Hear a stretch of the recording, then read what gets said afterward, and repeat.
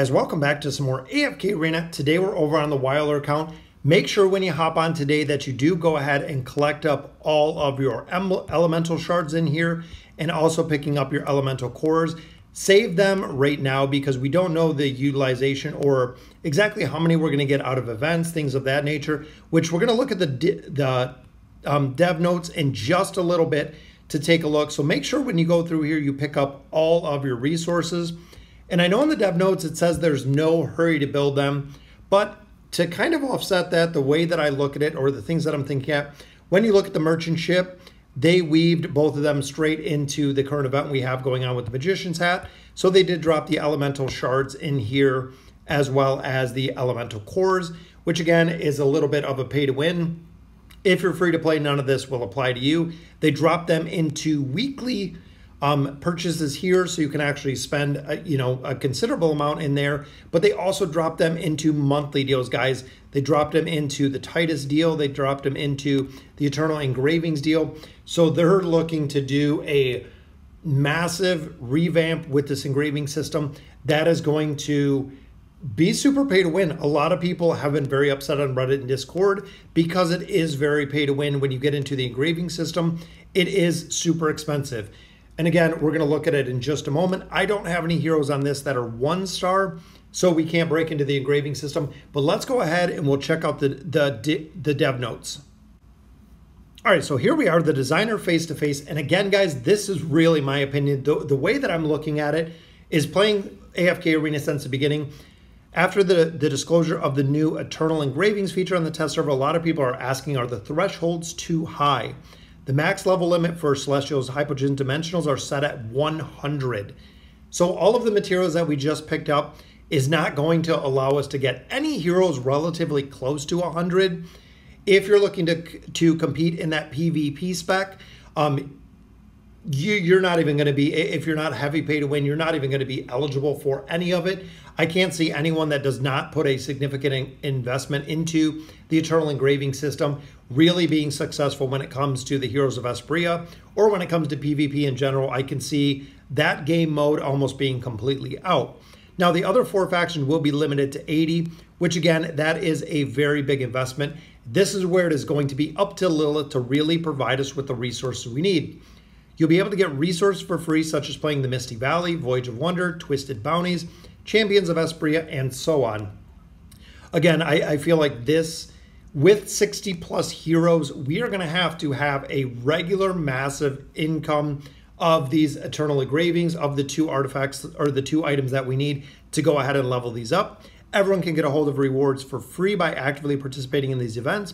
It is suggested that players take their time to accumulate these, no rush. Meaning that we went ahead and put them in the dailies, the weeklies, the monthlies. So make sure there's no rush to buy them, guys, because we don't want to feel like it is pay to win. We'd like to share with you a tip. Skills and attributes are mainly concentrated within the first 60 levels, which again, getting 60 levels on a hero is a significant investment if you're not putting money into it. Once you claimed, just like we've seen from the advancement reward, or not the advancement, going through the campaign and also going through the towers, what we've got is not even going to build a hero, one, as in we have 60 plus in AFK Arena. So it's going to be crazy to build out these heroes. We suggest giving priority to first improving heroes that need it the most in order to ensure the best use of the resources. So to me, this kind of looks like it's going to be heroes that don't perform where you need to. So the engraving system might be there to help them a little bit, which would be interesting to see. Lastly, we'd like to add that our intention to burden players with more difficult choices and decisions. Thus, the main purpose of the Eternal Engraving system is to strengthen heroes' abilities which already exist. So their intention was not to burden players, but it makes it super difficult. Now we have tier lists for heroes, we have tier lists for signature items, we have tier lists for furniture, we have tier lists for engraving.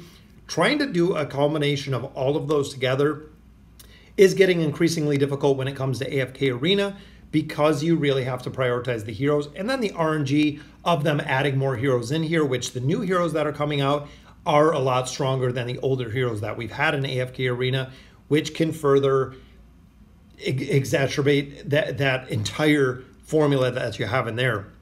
Anyone who has an idea is welcome to let us know. As for your concerns about upcoming content, we will answer them in more detail in the next questions. That brings us to, aside from the engraving, does the developer have any plans for new game modes? Of course, feedback has been helpful. They're creating some medium and large scale innovative game modes, which if we continue adding to this game, guys, it is an absolute monster right now, especially for new players that are entering the arena.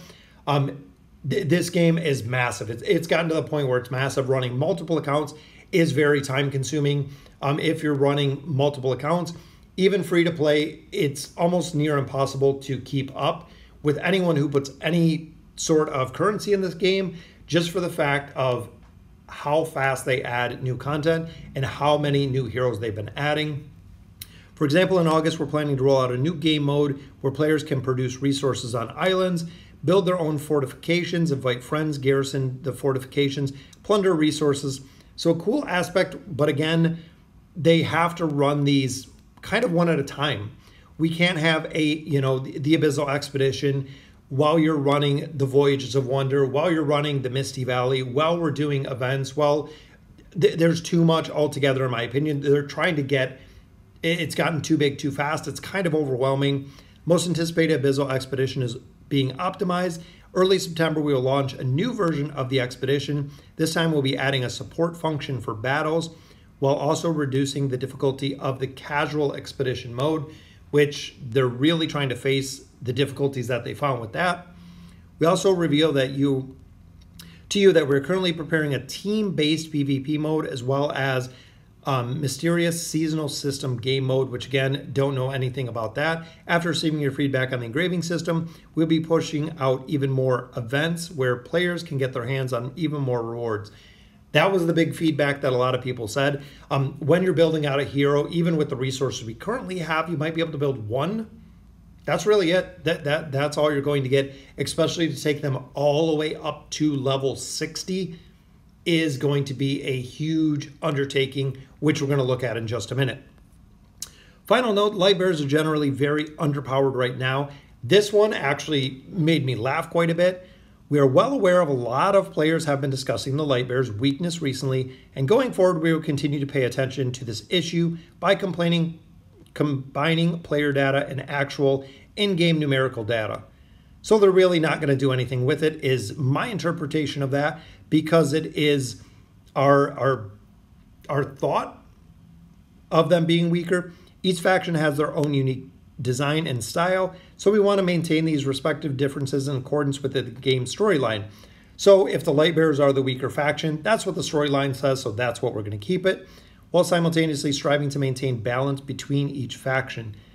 Looking at the factions right now, nobody uses the Lightbearers. I don't know how they don't see it, or if they see it and they don't care, or what level I guess it's at, that nobody is using Lightbearers when it comes to late game, end game. In the future versions, attempts will be made to reduce the perceptive weakness of the Lightbearers by broadening and amplifying their hero designs. So right there, in future versions, meaning the Lightbearer situation, what we have with the faction right now, they're not going to do anything about, because it really doesn't matter. It's in a good place with other factions. Just don't continue to use Lightbearers. Maybe someday they'll wise up and they'll change Lightbearers. New Lightbearer heroes are in the works and will be introduced in the near future, which hopefully it's nothing like Walker. Hopefully the addition of the new heroes will bring more possibilities and flexibilities to the Lightbearer faction. That's what we can all hope for. So let's go ahead. We're going to hop on the FHG account and we're going to go ahead and build out a hero and see just how far we can take them with the rewards that we got. So before we get into the rewards, there's actually a breakdown over on Reddit on the timing of this. So as you see, we have a tier 2 piece and a tier 1 piece in here. It seems the tier 1 and the tier 2 are in different timers within the Field of Stars, but there is a tier 1 and a tier 2 stone together, or tier 2 piece of gear together. I hate it has the little question mark in the top left corner, just because I don't know what piece it is and I cannot go through searching through the bags to figure out exactly which one it is. So I would love to see them just go ahead and put a faction in there. Just let me know what faction I had so I can switch it if I need to. but they gave kind of a timeline of a couple weeks that it takes to get tier 1 and tier 2 gear respectively. So we'll go ahead, we'll collect those up. Again, it goes in there with the question mark, so we don't know exactly what we got. But on this account, we're gonna go ahead and we are gonna build out a hero, and I'm thinking Ezizh. So we're gonna go ahead and engrave Ezizh. I collected up all of the loot that they gave me to go ahead and build out Ezizh. So we're gonna start here and see exactly how far we can level him up when it comes to this engraving function. All right, so that took it to reach eternal engraving 30. Let's continue up the glyphs. So it looks like we're only on level 6 here. Level 10, cannot be raised up, cannot be raised up. All right, so let's continue these glyphs.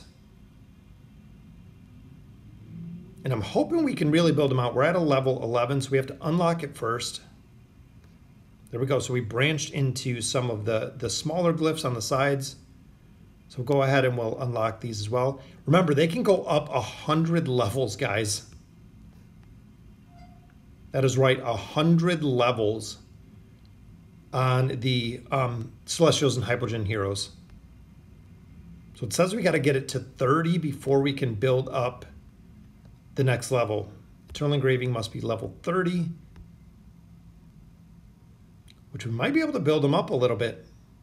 Glyph stats 1 of 8, so there is 3 of 8. And we're at 28, level 28 already.